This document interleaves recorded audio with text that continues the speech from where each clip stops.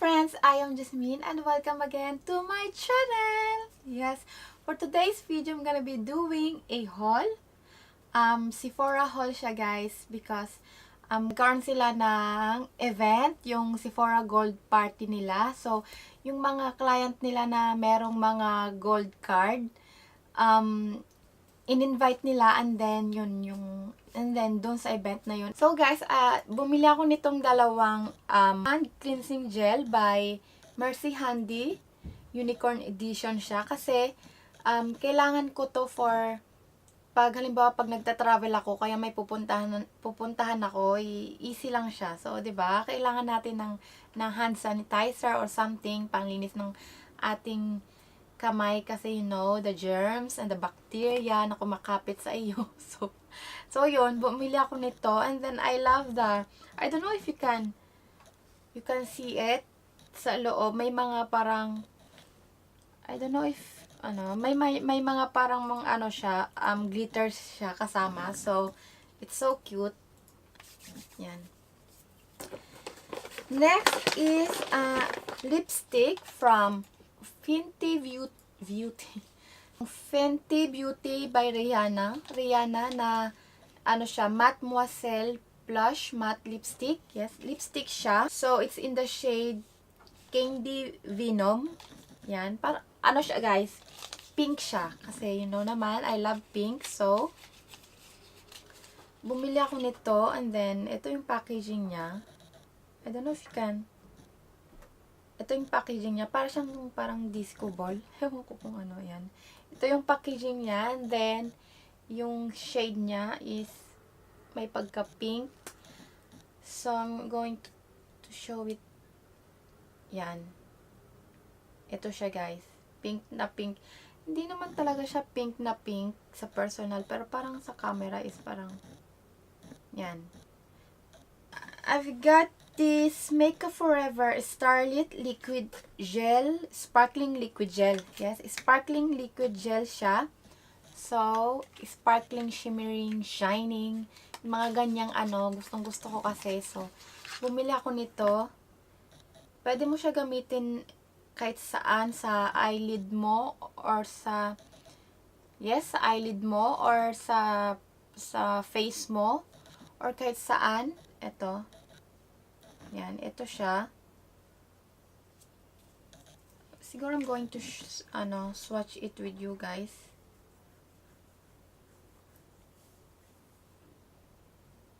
Hindi ko alam kung mapapansin nyo. Yung nag-i-spark na yan. So, yan. Hindi nyo siya masyadong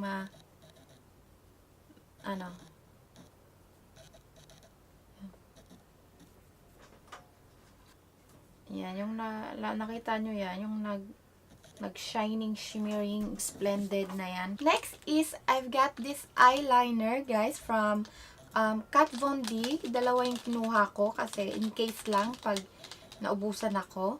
So, this one is tattoo liner. And the other one is ink liner. Ink naman siya. So, kasi guys, mahilig ako sa eyeliner. Yung nahilig na ako mag-makeup, mas natutunan ko unang mag-eyeliner, paano maglagay ng eyeliner, kaysa magkilay. So, mahilig ako sa eyeliner talaga. Kaya bumili ako nito kasi I love Kat Von D eyeliner kasi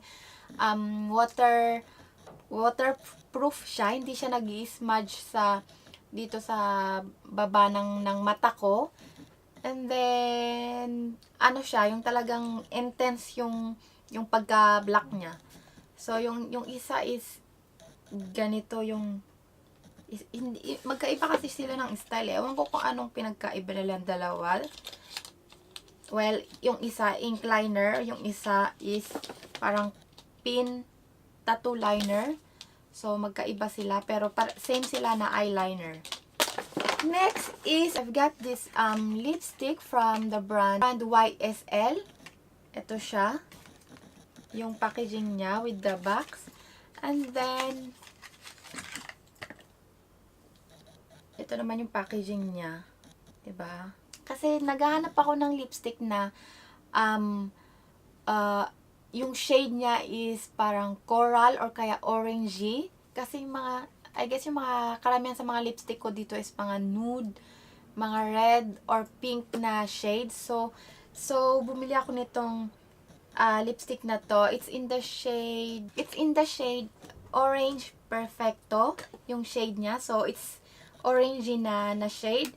So eto siya. Yan.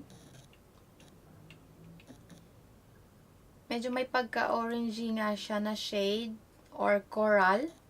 Yan. So maybe I'm going to swatch it with.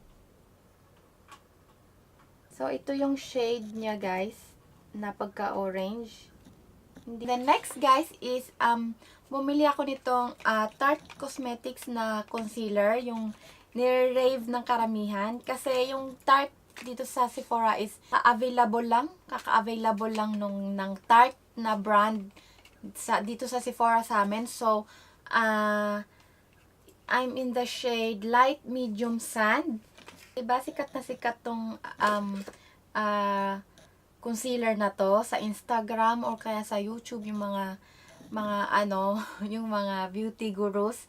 Ganito yung nire-rave nila na concealer. So, I'm so happy kasi naabutan ko pa yung arrival nila before ako umalis, before ako magbakasyon. So meron akong concealer na babaunin from Tarte Cosmetics.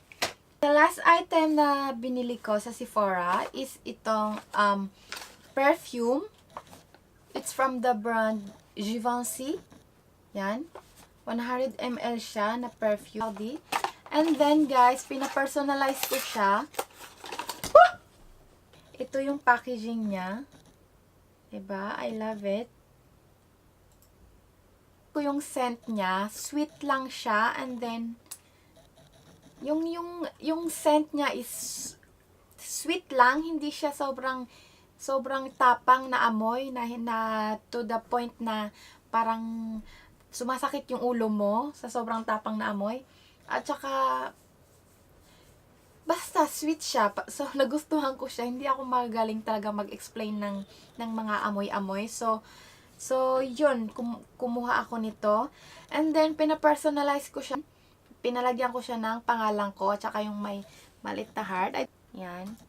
So, Jasmine, tapos may malit na heart dito. Pina-engrave ko. So, yun. Wala lang. Kasi libre naman siya kahapon. So, yun. Para hindi siya manakaw. Kasi may pangalan ko. Hindi talaga manakaw no? So, yun. Yun lang yung binili ko sa Sephora kahapon. And then, namigay sila ng loot bag. So, ito yon. Lahat ng nandito sa loob is mga samples, mga free.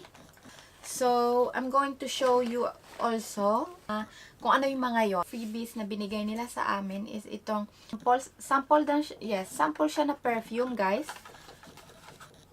Actually, meron din akong ganitong perfume before, but binigay ko lang din siya sa pinsang ko. So, it's so cute. Tingnan nyo yung packaging niya, oh. Hindi siya yung normal na packaging ng mga samples ng perfume. Parang yung full size ng packaging ng perfume lang din siya. So, ang cute. So, binigyan nila din ako ng isa pa. So, dalawa yung ganong sample ko. Next is, I've got this Kay Ali. Hindi ko alam kung paano banggitin to. Kay Ali. Na samples din na perfume. Yan. I think, kay Huda Beauty to na perfume, na brand. I don't know. Ito yung packaging nito. Diba? Yung parang simple lang na packaging ng mga samples ng perfume. Hindi katulad nung isa na talagang bongacious yung samples na, yung packaging ng sample na yon. So yan, hindi ko na siya amuyin. Yun. Dalawa siya. Next is sample ulit ng perfume ng Kenzo World. Yan. O, diba? It's so cute din yung packaging niya. Look. parang pwede siya gawing, ano guys, yung collection, yung mga minis na perfume, na magaganda yung mga packaging niya. Pwede siya gawing collection. Next is sample ulit ng perfume. Ito naman is Guerlain Paris. Yung tatak niya. Oh, look at this beauty. Tingnan niyo yung sample nito. Tingnan niyo yung packaging niya. It's so cute din, oh. Diba? Oh. So, next is this Lancome Paris Absolu. Cream naman siya for face. Simple lang yung packaging niya. Diba? Next is got this Filorga Paris Miso Mask. Mask naman siya, guys. But hindi ko masyadong kilala yung brand na to. But mask naman siya. 'Di ba guys? Perfect siya for yung yung pag magta-travel kayo kasi parang travel size siya, tsaka yung halimbawa pag nagwi-weekend lang kayo, nagta-travel lang kayo for weekend, 'di ba? Perfect siya for dalhin niyo lang ganyan. And then next is I got this Dior Glow Buster Serum. Yes. Serum. It's your serum. And actually, ito yung serum sa loob. So, yun. Next is, I've got these samples from Glam Glow. Yan. This one is Thirsty Mad na mask. This one naman is Youth Mad Tingle Exfoliate Treatment. Mask din siya. Yan. And then this one is face cleanser naman siya. Yan. So this tiny one is moisturizer naman siya ng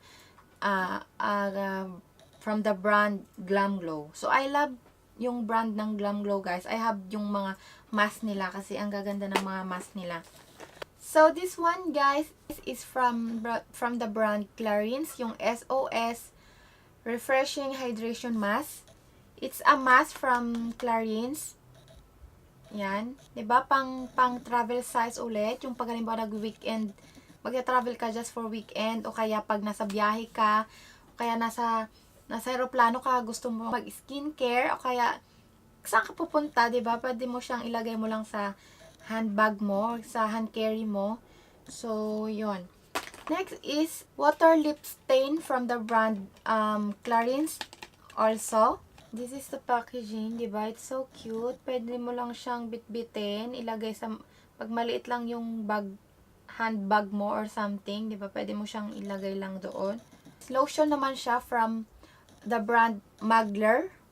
Hindi ko siya masyadong yung brand na to, yung Magler, but lotion naman to, 'di ba? Parang medyo malaking size siya na na lotion. Next is this one is so cute, guys. It's from Anastasia Beverly Hills na Brow Wiz. Sobrang liit lang, oh, parang perfume lang siya na samples, but then siya, guys, pangkilay siya. Oh, pangkilay siya. Hindi na siya matitwist. So, hindi na siya matitwist. Ganyan lang talaga siya. Meron siyang maliit na samples dito na pangkilay. So, pwede mo din to gamit, diba? Dalhin pag halimbawa mag-weekend ka lang na kaya pwede na to gamitin mo ng pang 2 araw na pangkilay mo. So, yun, it's so cute. Next is I've got this Bad Gal Bang na mascara by Benefit. I love this mascara, guys. Ito talaga yung palagi kong ginagamit.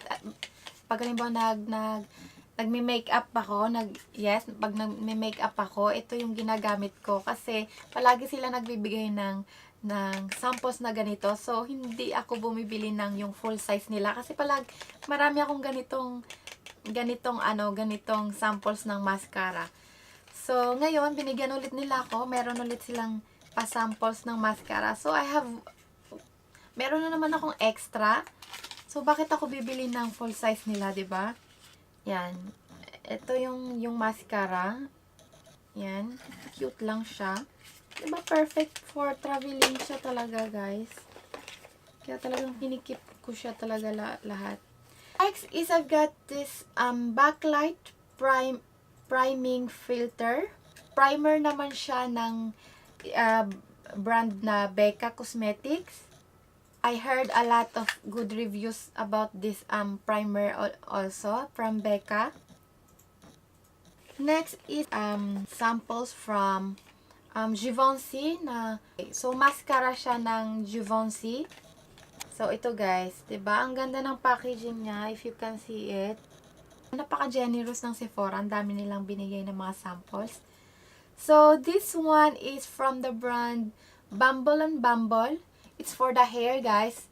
Vegetable Oil Heat UV Protective Primer. Okay.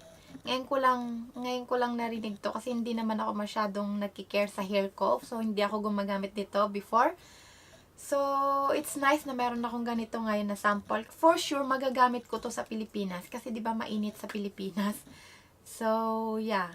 At this, Fenty Beauty by Rihanna na Pro Filter Instant Retouch Primer. Okay, primer naman siya, guys.